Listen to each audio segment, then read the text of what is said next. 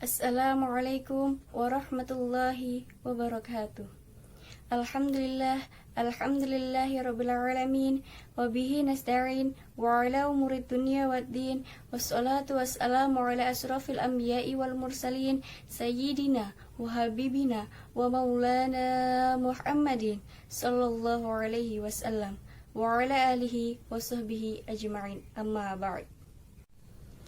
Qala Rasulullah sallallahu alaihi wasallam an Umar radhiyallahu anha anna Rasulullah sallallahu alaihi wasallam qala innamal a'malu binniyati wa likulli imrin ma nawa faman kanat hijratuhu ila Allah wa rasulihi fahijratuhu ila Allah wa rasulihi wa man kanat hijratuhu lid dunya yusibuha aw imra'atin yatazawwajuha fahijratuhu ila ma hajara ilaihi. Muttafaqun alaih. Pertama-tama marilah kita panjatkan puji syukur kita kehadirat Allah Subhanahu wa taala yang telah memberikan kekuatan, kesehatan lahir dan batin hingga saat ini. Salat serta salam tak lupa kita curahkan kepada junjungan kita Nabi Muhammad SAW yang telah membawa hambanya dari zaman jahiliyah menuju zaman modern yang penuh dengan teknologi seperti sekarang ini. Semoga kita semua termasuk hambanya yang taat yang berhak mendapatkan syafaat di hari akhirat kelak nanti. Amin, amin ya robbal alamin. Perkenankanlah saya pada kesempatan kali ini untuk menyampaikan sebuah topik yang berjudul niat dan kedudukannya dalam Islam. Niat terletak di dalam hati. Niat seringkali tidak terdeteksi melalui lisan maupun rupa. Namun, Allah Subhanahu wa taala mengetahui apa-apa yang ada di dalam hati dan pikiran manusia. Seperti hadis Rasulullah berikut ini. An Umar radhiyallahu anha anna Rasulullah sallallahu alaihi wasallam qala innamal a'malu binniyati wa likulli imrin ma nawa faman kanat hijratuhu ila Allah wa rasulihi fahijratuhu ila Allah wa rasulihi wa man kanat hijratuhu lid dunya yusibuha aw imra'atin yatazawwajuha fahijratuhu ila ma hajara ilaihi. Muttafaqun alaih. Yang artinya dari Umar radhiyallahu anha bahwasannya Rasulullah sallallahu alaihi wasallam bersabda, sesungguhnya setiap amalan itu tergantung pada niatnya. Setiap orang akan mendapatkan apa yang ia niatkan. Barang siapa yang hijrahnya karena Allah dan Rasulnya, maka hijrahnya untuk Allah dan Rasulnya. Dan barang siapa yang hijrahnya untuk dunia atau wanita yang ingin dinikahinya, maka hijrahnya untuk hal tersebut. Muttafaqun alaih. Rasulullah Shallallahu Alaihi Wasallam mengucapkan hadis ini ketika ia pergi hijrah ke Madinah atau ke Yathrib. Pada saat itu tersiar informasi bahwasannya seseorang mengikuti hijrah karena untuk mengejar wanita yang ingin dinikahinya. Nama wanita tersebut adalah Ummul Qais, sehingga pada waktu itu terkenal sebuah istilah muhajir Ummul Qais atau muhajir karena Ummul Qais. Niat biasanya diartikan sebagai getaran batin untuk menentukan jenis ibadah yang akan kita lakukan.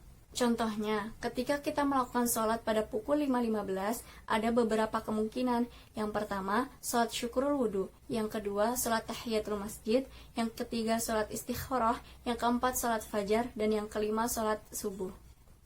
Setidaknya ada 5 kemungkinan. Kita melihat semuanya sama, gerakannya sama, bacaannya sama, bahkan rakaatnya sama. Yang membedakan yaitu niatnya. Masalah niat termasuk salah satu masalah yang mendapatkan perhatian khusus dalam kajian Islam. Niat dibahas panjang lebar, baik itu dalam ilmu fikih, usul fikih, dan akhlak. Dalam ilmu fikih, niat ditempatkan sebagai rukun pertama dari rangkaian ibadah, seperti puasa, sholat, haji, maupun zakat. Niat dalam usul fikih biasanya dijadikan sebagai salah satu faktor yang menentukan status hukum suatu perbuatan. Nikah salah satu contohnya. Nikah bisa berstatus wajib, sunnah, maupun haram, tergantung dari niat nikah tersebut. Begitu pula ketika seseorang memakai gelar haji setelah pulang dari Mekah. Hukumnya bisa wajib, bisa sunnah, bahkan haram. Tingkatannya sangat tergantung pada niat untuk apa ia memakai gelar haji tersebut.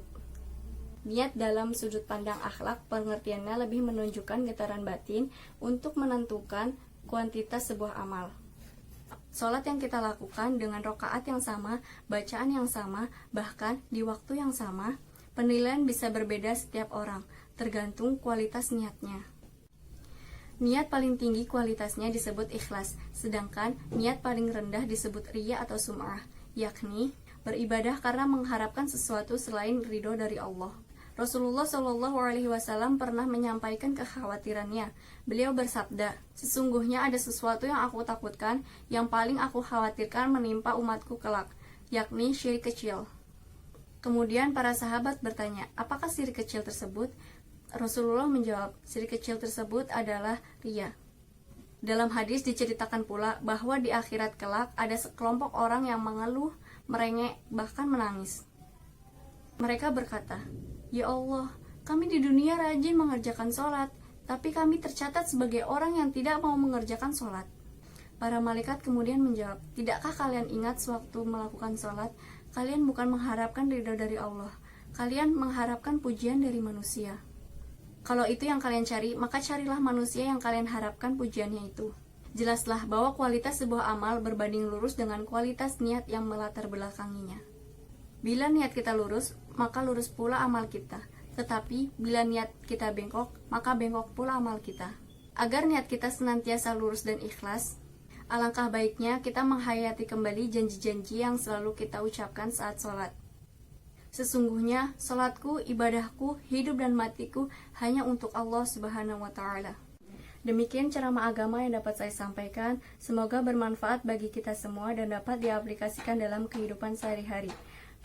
Kurang dan lebihnya mohon dimaafkan. Yang baik datangnya dari Allah Subhanahu wa Ta'ala, dan yang salah, khilaf maupun keliru datangnya dari diri saya sendiri.